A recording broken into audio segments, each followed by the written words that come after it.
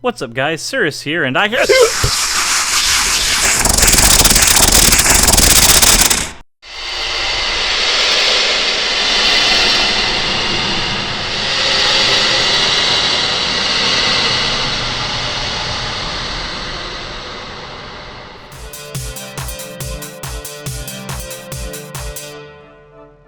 What the hell? That was a weird way to get into a video. Everything freaking hurts. And why is everything on fire? Better question, why is this the first time I've ever noticed I have a motion background behind me? And what's that music playing in the background? Is that what people talk about when they say that the music's too loud in my videos?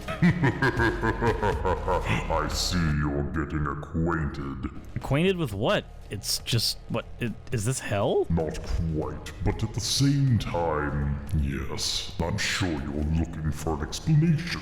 Well, yeah, something like that would probably be really incredibly helpful right now. Very well then, let me catch you up to speed so you can come to grips with the current situation. Your viewers wanted you to tackle more debunks and philosophy. That is ultimately where their votes lay. Okay, so I held a poll at the end of my video, and they decided to vote on more debunks and philosophy together instead of separate. What's wrong with them wanting my channel to have an even split between taking on both? There's nothing wrong with it until you've done a debunk of a video that tackles both at the same time. You're going to be stuck here. That means that fire, this background music, and listening to this video until you're done. Okay, well, what video is it? It can't really be that bad. Oh, it can. May I present to you Biskit and his video on why you can't see God. This guy again? Fine, let's get into his video. I'll handle this quickly and then I'll handle you, whoever you are. There's something else you should know about God.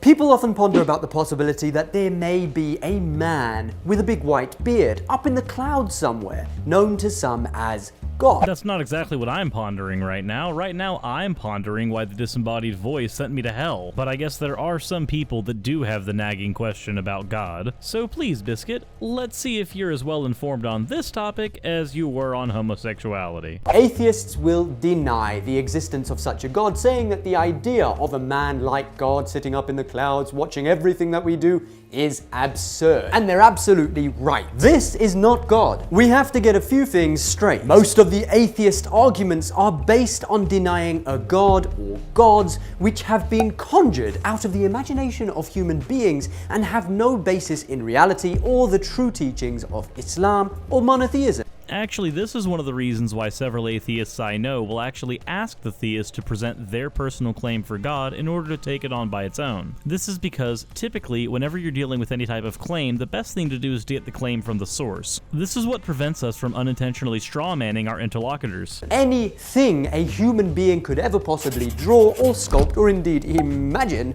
is only a creation. And Allah is the creator, not the creation. Allah is neither male nor female. Wait for it. He created the male and the female. Then I guess you should stop using the pronoun he for him then, shouldn't you? Like, Biskit, sorry man, but you're literally misgendering Allah. Allah does not have a physical form. He created all physical forms. Allah is not bound by space or time. He created space and time. That's why asking questions like, where is God, just doesn't make sense. Because the question itself implies that God is physical. Because you have to be physical to be somewhere. And something that is somewhere cannot generally be somewhere else. While God is omnipresent. Maybe this part is me being pedantic, but it seems to me like asking where something is if it's omnipresent isn't necessarily incoherent. You see, the difference between asking where someone is when it's omnipresent is that the answer to that typically is everywhere. If it were to be incoherent for me to ask where someone is or where something is, it would imply that the thing literally could not exist in any space. If your God is omnipresent, then the correct answer should always be everywhere, not that that's a dumb question. Imam Ali, the first Imam and the fourth Caliph, said, "Whoever said, 'In what is he?' held that he is contained, and whoever said, 'On what is he?' held he is not on something else." Asking when was Allah is again in itself a paradoxical question, because we, when asking such a question, are asking it from our own understanding from within the limits of time. It's kind of like a goldfish asking where his owner is, when the goldfish's entire understanding of existence is limited to the fishbowl, while the owner lives outside that fishbowl. I have much the same argument towards your issue with time and when is Allah as I do with where. But instead of getting into that, I think it would be a little more productive if we point out that you're about to use a little verbal trick here. In the scenario you're about to paint, you're going to make us as analogous to the fish and the bowl as analogous to our perception of reality. I normally wouldn't draw issue with something like this, but there is a little verbal trick you've used here which causes me to have a bit of an issue. In that, much like how the fish has an owner in the scenario, you are going to then imply that we have an owner, correct? Now that we've understood this, the answer to the question, "Why can't I see God?" becomes absolutely clear. And there it is. Just as we would be the owners of the fish, in this scenario, Allah is the owner of us. Sorry, but your God doesn't own me. No God owns me. And if a God does in fact exist, then I'm sure they have enough power to wrestle that ownership title away from me post-haste. But until they do, I actively reject your claim that anyone has ownership over me, including your deity. There is no verse in the Holy Quran which says, "Here I am, believe in me," nor will Allah ever say, "Look at me." It's just nonsensical. Because anything that you can see with the physical eye is a limited creation of Allah, and therefore cannot be Allah himself. The Holy Quran says, "Say, Allah is the creator of all things, and he is the one, the supreme." Well, that is in and of itself the assertion, isn't it? Unfortunately, it's an assertion that's not backed up by anything really, just a bunch of arguments. In fact, actually, for those who have watched William Lane Craig at all, did you know that the Kalam actually was an argument that he appropriated from Islamic scholars? I say this because the Kalam is an ontological argument that William Lane Craig likes to use to prove the monotheistic God of Christianity. But as the original purpose of the Kalam was to prove the monotheistic God of Islam, while many will argue that the two gods are in fact the same, others in other camps will argue that they are not. And yet somehow this argument is used to prove both. I do think it's rather telling when an argument can be used to prove your God just as easily as any other. In my view, if an argument can be used to posit any deity, using that argument for your deity doesn't help you if you're a monotheist. All you've done is accidentally provided a positive argument for multiple other gods that you assert don't exist. When you see something, you are essentially seeing its attributes. For example, if you see an apple, you're seeing that it is red.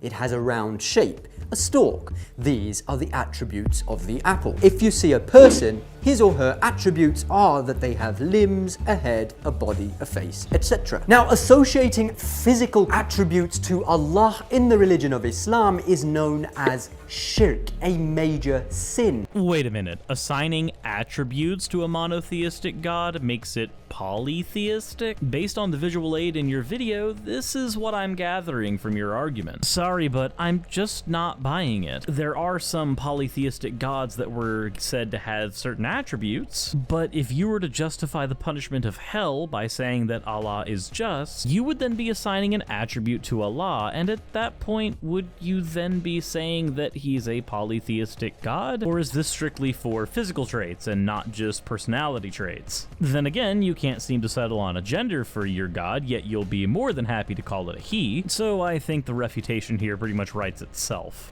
Because it is essentially limiting Allah in your perception. And Allah, in reality, is unlimited. Hold on there, buddy. You seem to have caught yourself in a bit of a contradiction. Your statement is that Allah, in reality, is these particular things. It doesn't matter what these particular things are, whether they be attributes or whatever. All that matters is that you said that Allah is in reality. By saying that, aren't you now constraining Allah to this reality, which is something that earlier you mentioned we shouldn't do? But I suppose contradicting yourself is something that will happen from time to time. That's okay. I don't don't mind watching you shoot yourself in the foot like this, given that you are a bit of a homophobe. For those who are wondering what I'm talking about, I have an earlier video on my channel about this guy where he does talk about homosexuality and how it pertains to Islam. I have no idea if he's actually a good or bad person, but I do know that his views on that are a little bit, well, bad. Imam Ali eloquently explains that this is because every attribute is a proof that it is different from that to which it is attributed, and everything to which something is attributed is different from the attribute. The redness of the apple is a separate physical attribute which we associate with the apple. The very fact that we can differentiate between the attribute, i.e. the redness, and the attributed, i.e. the apple, proves that the attribute and the attributed are two separate things, but Allah is one. I mean, at least we've come across something we agree on here. I tend to side with the school of thought that says that colors do not in fact exist in reality. There are wavelengths to which we ascribe particular colors, but we don't all see the exact same colors, and at the end of the day, we are just interpreting an attribute of that wavelength of light. So good job, we've actually come to an agreement on something here. And if you want to define your God as being outside this particular nomenclature we use for describing objects, fine. The Holy Quran says, "Glory be to your Lord, the Lord of honor, above what they describe." Unable to grasp this concept, people have always fallaciously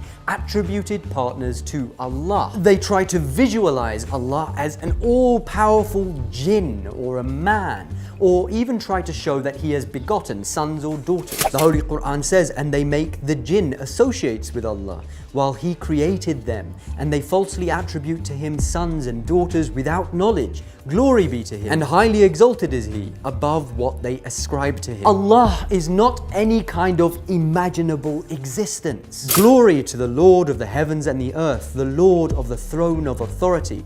He is free from the things they attribute to him. If you're going to be citing that verse in your favor, you are going to have to accept some of the baggage that comes with that verse. In this case, jinns. You now have to accept that jinns are a thing that exist on the earth. This is a bit of an issue I find with religious interpretations of God. It's one thing to posit a deity. You can do that, and you can argue it in any number of ways, and it can be incredibly sound. But when you start using any scripture to defend your stance, you start to have to accept some of the baggage that scripture entails, which a general philosophical God might not necessarily have. In this case, you are adding onto your burden of proof by not only having to defend the assertion that your God exists, but you're also going to have to defend the assertion that jinns exist. This is not a particular rabbit hole that I would dive in. It's a question which children ask. Will I see God when I go to heaven? And the reason they ask this question is because they have not yet developed the maturity to understand that Allah cannot be seen. There's nothing to physically see except the signs of Allah,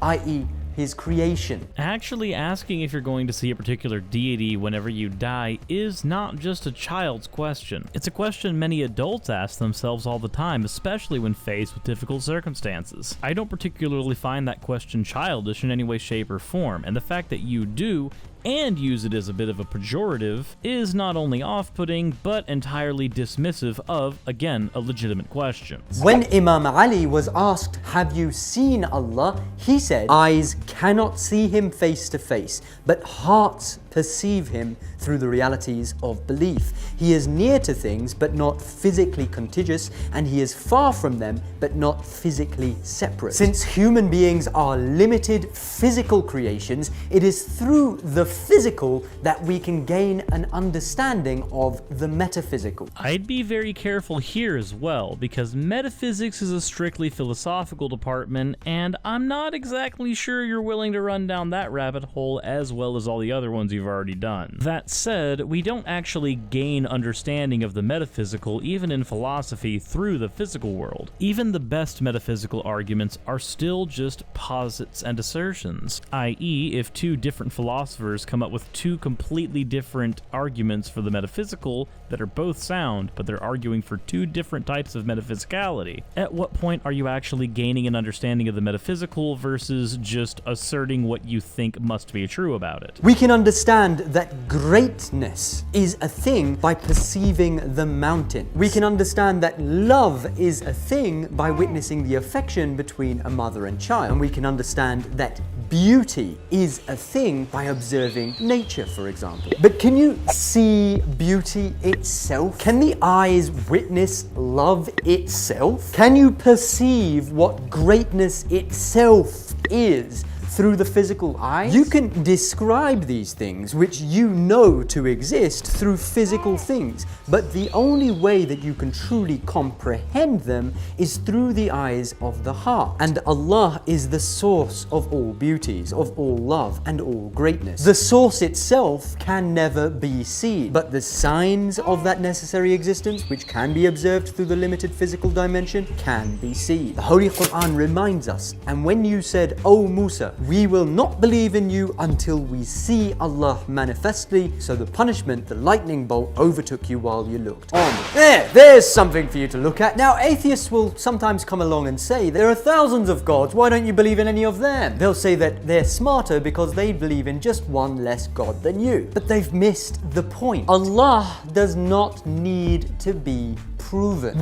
Okay, let's go ahead and rewind. We have a bit of an issue here. Why does your God not need to be proven? At what point do I have to accept your ridiculous claim that Allah is the one true God over any other possible God? Let's not even get into the history behind the creation of your particular religion. Let's just get into the philosophical part of this, where there's a huge difference between having to have an argument in support of a God and an argument in support of Allah. Let's take your example of the lightning bolt. Most historians tend to agree nowadays that Moses did not in fact exist. Your lightning bolt story stemmed from the story of Moses, and Moses apparently didn't exist. I understand this pokes a bit of a hole in the other monotheistic religions that are Abrahamic, but we're talking about yours specifically right now. And since we are talking about yours, let's go ahead and hear your reasoning behind why you do not need to prove Allah. What needs to be proven is the non-existence or the limited nature of all other false gods or deities. Once we've eliminated all fallacies and misconceptions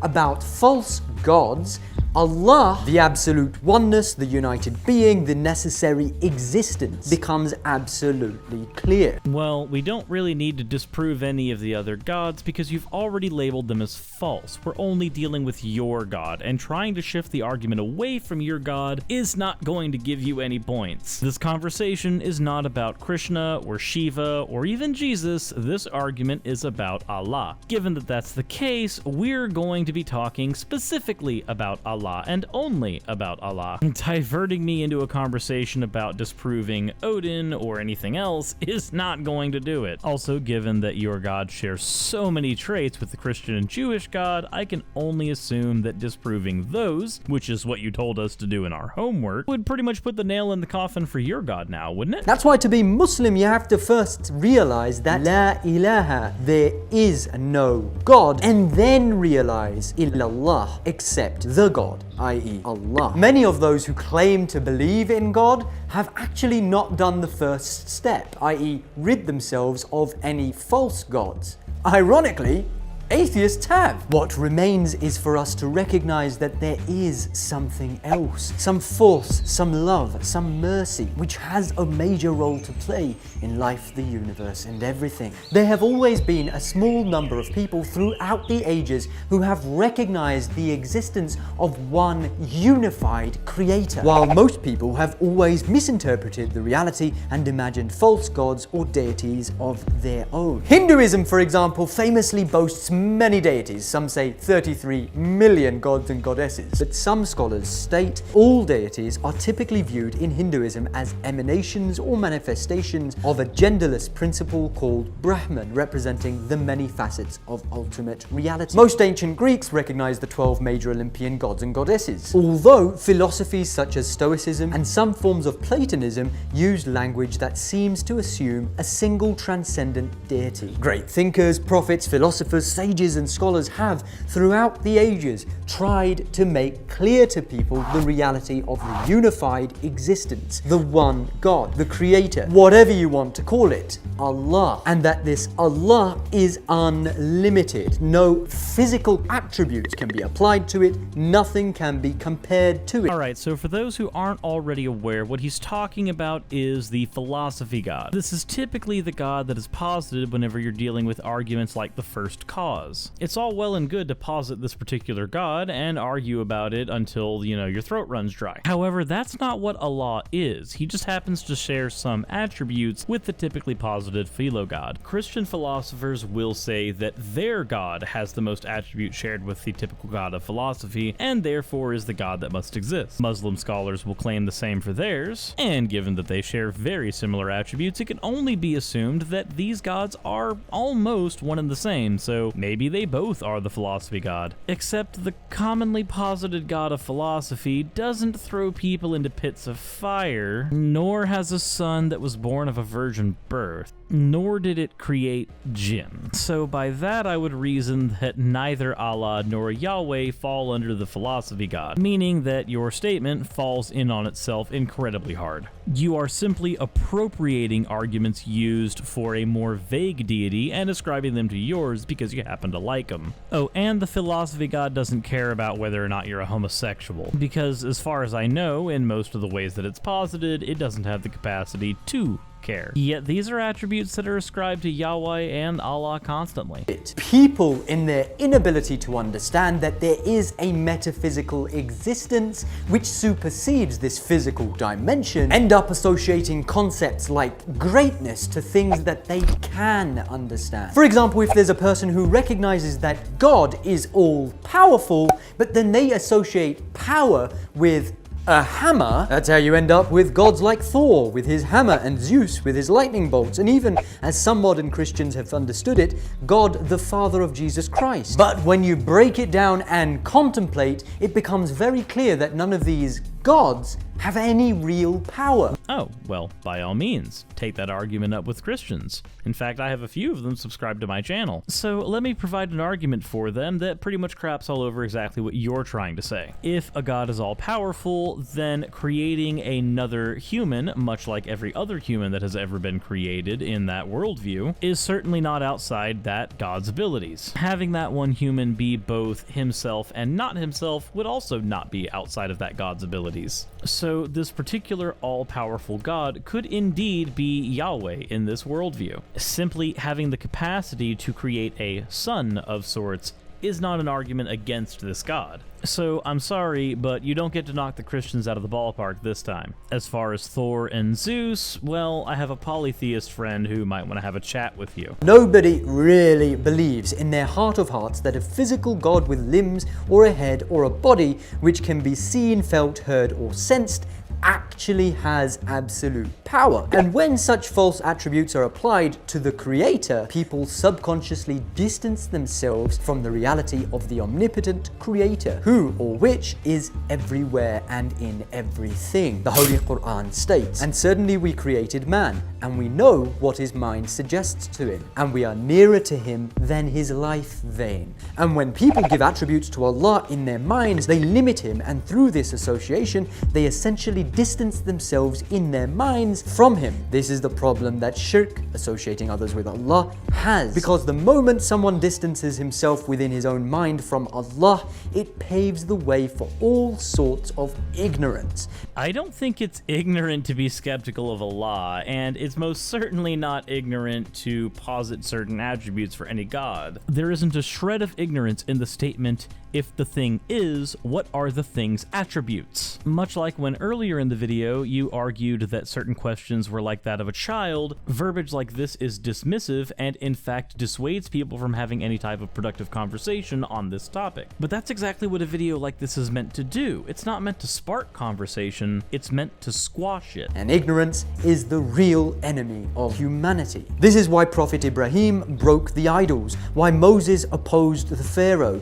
who claimed to be God. This is why the first of the 10 commandments is, "I am the Lord thy God, thou shalt not have any strange gods before me." And why the arrival of the Prophet Muhammad in Mecca and the establishment of Islam is known as the end of the age of ignorance. It has always been about rejecting all gods and accepting only the one true consciousness, the necessary existence, the one, the unified, the holistic, the omnipresent Allah. There's this strange thing that happens whenever you posit a god in this sense, and I don't think that the philosophy god can run away from this either. At this point, you've ascribed so many omni-attributes to this deity that its definitions become vague and vacuous. Allah is holistic and everything, yet has no traits. He is oneness, yet he is everything. That is to say, at this point, you're defining Allah in such a contradictory manner that he's incredibly paradoxical. And I would posit that things that are incredibly paradoxical might not exactly be something that we could say exists. I may not know if a god exists, but I do think I can make a pretty good argument that Allah doesn't exist, given that he's so poorly defined that there's really nothing we can accurately say about him, and by giving this god attributes that are so vacuous, I would say that this god itself is vacuous. That is to say, non-existent. Although if he did, the creation of hell would make him a reprehensible beast, even if it did mean that I would get free nuclear fruit. And we did not send before you any messenger, but we revealed to him that there is no God but me,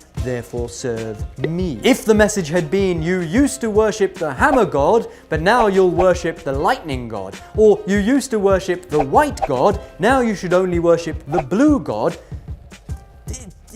what's the point? What's the You're right, there is no difference. I personally don't see any difference between not serving those gods and not serving your god. I don't believe in any of those gods, so to me there is no difference. So in this we agree, even though I know that was not your original intention. This was a video that was meant entirely to squash conversation, and when it wasn't doing those things, it was asserting that Allah was so vague that an argument could not be made for or against him, at which point you would be defaulting to the belief that he does in fact exist, even though he's completely unfalsifiable and contradictory and vague. While I'm pretty sure that the only way we're ever going to know if any gods exist is by simply dying and seeing if there's an afterlife with a god in it, or if a god does in fact exist and there is no afterlife, then we might not ever be able to know. I'm perfectly comfortable with that being something that I don't know, because I don't think that's something that I can know. One day I might, but until that day comes, I don't see any reason to be asserting that any of these gods exist. Most certainly ones like Allah, who are morally reprehensible. Now, with all that said, disembodied voice that threw me into YouTube hell, I took on your video, and it's been almost a half hour, and it's honestly getting really crispy in here. So what this ultimately means is I've only got one more thing to do, and the video's over, and you're gonna have to let me out of here. So guys, who do you think the disembodied voice is? I don't personally know what this thing will be, so I guess check the iCard and see what information is in there. There, I've given them their choice, let me out. You're not coming out of there anytime soon. What? Then how am I actually gonna get out of here? You're the only one that can get me out. Poor Suris, stuck in YouTube hell, debunking videos. What a miserable existence it must be. No atheist is truly happy. There is something you forgot. Oh, you're right. I completely forgot. There is one more thing I need to talk to you guys about. If you guys follow Holy Kool-Aid, he recently started a campaign called Atheists Supporting Survivors of Clergy Abuse. All proceeds will be going to SNAP, which is a legally registered nonprofit that has a seal of transparency from GuideStar. Their aim is to help investigate and expose clergy sex abuse cases and provide resources to the survivors of that abuse. Oh, and your donations will be tax deductible, so there's that. If you can donate to the cause, that would be wonderful and it would be incredibly appreciated, but if you can't, then please take the time to share out the actual campaign. Throw it onto Reddit, Facebook, Amino, Twitter, and whatever other social programs you happen to be on. With everything that's been going down with the Catholic Church lately, I think it's pretty safe to say there's a lot of survivors who need help, and Holy Kool-Aid, among other atheists, are trying to do what they can in order to be part of the solution. So please and thank you. Alright, disembodied voice, I'm good now. I've done everything that needs to be done in the video. Let me out. Nope. Insert end of video tagline here. Wait, what?